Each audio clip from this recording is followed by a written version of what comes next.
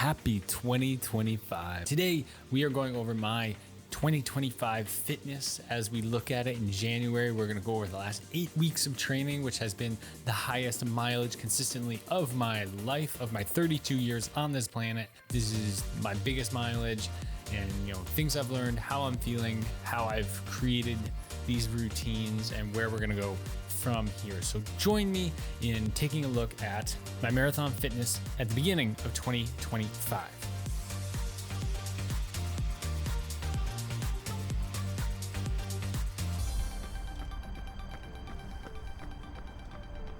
Okay, so the first thing we're going to look at of my wild notes here is the last 8 weeks. And I also have Strava up on my telephone right here. But in general, I think I just want to give you a little bit of a blow by blow, how I've been organizing these weeks, how they've been going. The last 8 weeks, the first 5 of those, this is going to be a little bit complicated, but I'll throw the Strava graph up so you can take a look at it.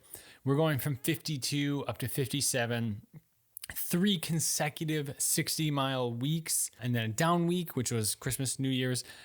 This last week, which was a 60-mile week, and the week I'm in, I am currently doing 60 as well. 60, congrats, Kyle. Woo! For some people out there, especially like in the YouTube space, there's a lot of kind of amateur elite guys out there. 60 miles is not a big deal. Cross-country guys in high school might be doing 60 miles plus.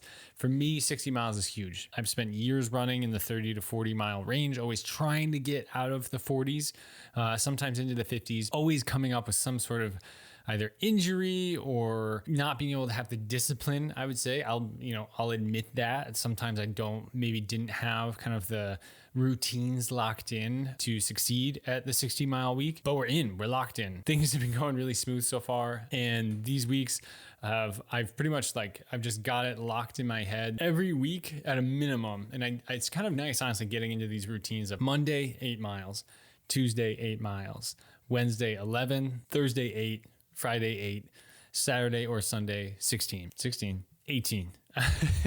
I promise it's added up to 60. Basically, the long run is whatever you need from there, but it's always 8, 8, 11, 8, 8. Last week I did 10 on Monday because it was still on holiday, so we just did 10, then I threw in a 7. Bottom line, we still got a 60. So those are what my 60-mile weeks have looked like. How have they felt? How has the body held up?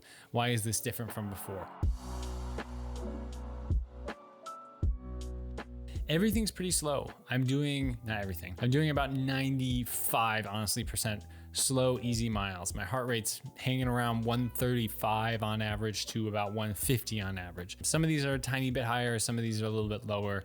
Generally, Mondays and Tuesdays, I take it super easy because I'm generally sore and tired from kind of loading into or loading out of the end of the long run in the previous week. So Monday, Tuesday seem to be miles where I'm just kind of going into recovery mode, and I start to feel better by about Wednesday, Thursday. So we're kind of building in at that same time. Things I think I've been good about. I've been eating basically a ton of food. I eat a lot of good food and a decent amount of bad food. But I think the key thing there is I'm not a dietitian. I can't sit here and recommend anything, but I know that I eat a very wide range of food. I eat a ton of fruits and veggies. I eat a lot of whole foods. We make our own salad dressings and eat big salads, multiple nights a week. But I've also been really good about getting more and more protein into my diet. I think I'm someone who was kind of honestly getting sometimes even 30 to 50 grams of protein a day, which is totally insufficient. I am not a doctor, but I can objectively say that. So I've kind of gotten that up to 80 to 100 grams a day. That is often with 1 to 2 protein shakes. And then I've incorporated, honestly, some meat into my diet. Only I would never eat red meat. You can if you want out there. I just don't. I'm sticking to chicken, and we don't eat meat at home. It's purely when I'm kind of going out and grabbing lunch and things like that. So yeah, been better about the protein and the nutrition. I would say in general, the routine has been so good. I do almost all of my miles. During the week, I wake up at 4 to 4:40 in the morning. I know I'm that guy in this moment who's Goggins waking up at 4 a.m. It's just what works for me. I cannot wait through the day to still get those miles in. I like getting it out of the way, and I know that for the rest of the day, I've already achieved kind of that, landmark kind of objective. So once I get that out of the way, I feel so much better about everything else for the rest of the day. And I think it's like you wake up, you do the work, and then the rest of the day is kind of like, how can I recover? How can I fuel? How can I make, those best decisions so that I can wake up the next morning and do it again? You can obviously do that for any part of the day. It just seems easier for me to do it at the beginning rather than later on in the day. Obviously, one other thing I have thrown in is some strength training. I've been consistently, I would say throughout 2024 is the first year that I've been in the gym. Can't you tell? I'm still a skinny, lean runner, but at the same time, I've been doing pretty much full body. I go in every day. That makes sense. I go in at least once a week. A lot of those weeks I was going in twice a week, broke my wrist. And had, basically some off time in the summer, consistently in the gym, consistently hitting kind of those, 5 main groups, less on the arms, but back, shoulders, chest, legs, core. Core has been pretty big.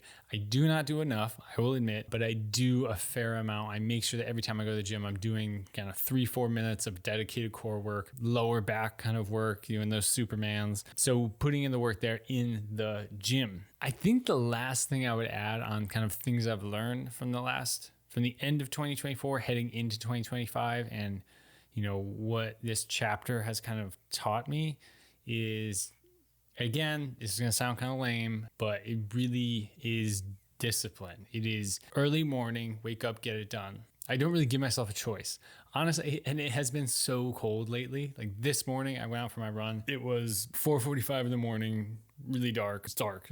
Black night, and it was like 13 degrees Fahrenheit. Multiple people replied to my Instagram story saying like, oh, you're wild, man. Like, what are you doing? Like, if you have a treadmill, totally get it. You opted for the treadmill. I don't have one at home, and I'll do just about anything to avoid it going to the gym to run on the treadmill. I'm out there, and I just kind of don't give myself the choice. Maybe that's more the thing. It's not about discipline as much, but depending on how you word it or look at it, I try to not give myself the choice.